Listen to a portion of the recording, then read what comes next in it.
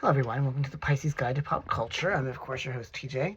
I'm doing a little bit of an old school movie today, and I'm talking about Splendor in the Grass, which is from the 1960s, directed by Elia Kazan, starring Natalie Wood and Warren Beatty, with a screenplay by William Ing, or Ing, I don't know whatever you pronounce it. Famous playwright, and wrote some screenplays as well.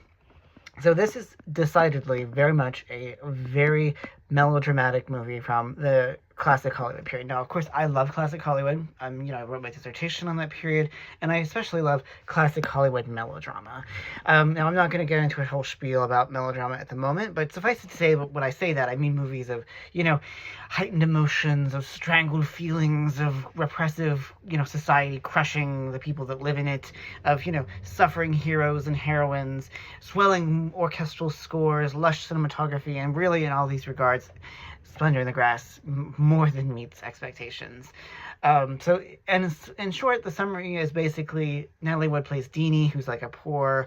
Her father's a shopkeeper, so she's not like super poor, but she's not rich either. But she is hopelessly in love with Warren Beatty's Bud, and the two of them have this very, powerful love affair, but they don't ever consummate their love because obviously, it's the 20s in Kansas, and so their social expectations, because he's very wealthy, she's not. They're unmarried, sex is out of the question, but, they had to sort of contend with the restrictions of small town life in the early 20th century in Midtown America. And in that regard, there are some aspects of the film that are probably a little silly and ridiculous. The characters certainly act like young idiots, but that's, I think, part of what gives the movie its power. And I do think that it speaks to some, the emotional truths of being a young person, hopelessly in love, not being able to find fulfillment, not being able to get to be with the person that you love more than anyone else. And I think in that respect it more than succeeds, and it certainly helps that both Natalie Wood and Beatty are perfectly cast in their roles. Natalie Wood always did have a sort of like, I don't know, a kind of thwarted desires of one sort or another, and she has that sort of like kind of strangled acting in the movie. Like, she has these moments where she just can't help but cry out in anguish that she's not, getting her desires met. And, obviously, this may not, the acting style may seem strange to us in the present, but I do think that it captures something that's, authentically true to what it's like to be an adolescent and thwarted love. Now, maybe that's just me speaking as a Pisces who's, for whom longing and yearning are the sort of like go-to emotions, and in which, Lord knows, as a, gay Pisces growing up in the 2000s, I was consumed with love that I couldn't have. So maybe that's why this movie resonated so much with me. I also, like I said, I just think that it's a film that really nicely captures feelings. Like, the realism is beside the point. Like, it's not even emotionally realistic, but I do think that it speaks to some emotional truths that, speak to how desire works and how desire can really inflame us and entwine us and twist us up into knots that we can't resolve, and so we just have to scream out our anguish. Because as part of the film goes on, now this one was not for the light of heart, because Deanie does try to kill herself and then has to end up spending roughly half the movie in a mental institution. But in the end, and I'm going to give a spoiler here at the end, so in the end, Deanie is back on, she's cured, I suppose you could say, and she ends up visiting Bud, whose father has lost all of his money, and now who lives in a sort of rundown farm that his family owned, with his new wife, who is a waitress that he met while he was at Yale. The two have this, I don't want to say impoverished life, but it's certainly not what we see earlier in the film.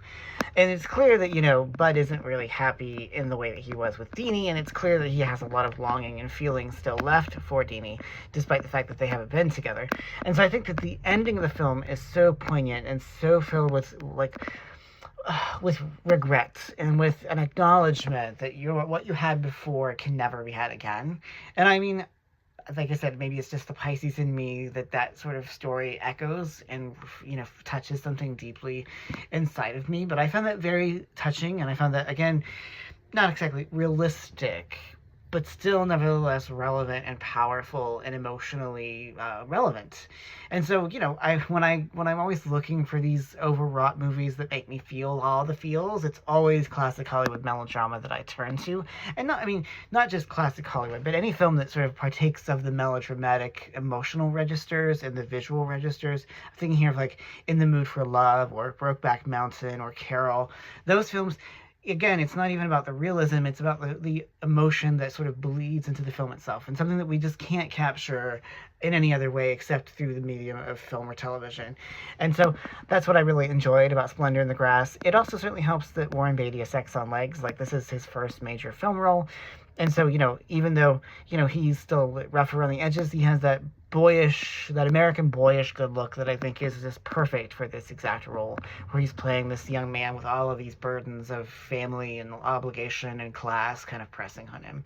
So if you want a film that's a sort of interesting snapshot of, it's made in the 1960s, but about the 1920s. It's a really interesting sort of palimpsest of times and engagements with the cultural concerns of the period. There's a lot more I could say about it, but for now, that's enough, I think, to sort of give you an idea of why it's worth watching. It is certainly a film that is still as enjoyable now in the year of our Lord 2025 as it was in 1961, I believe. So in the 1960s, we'll say.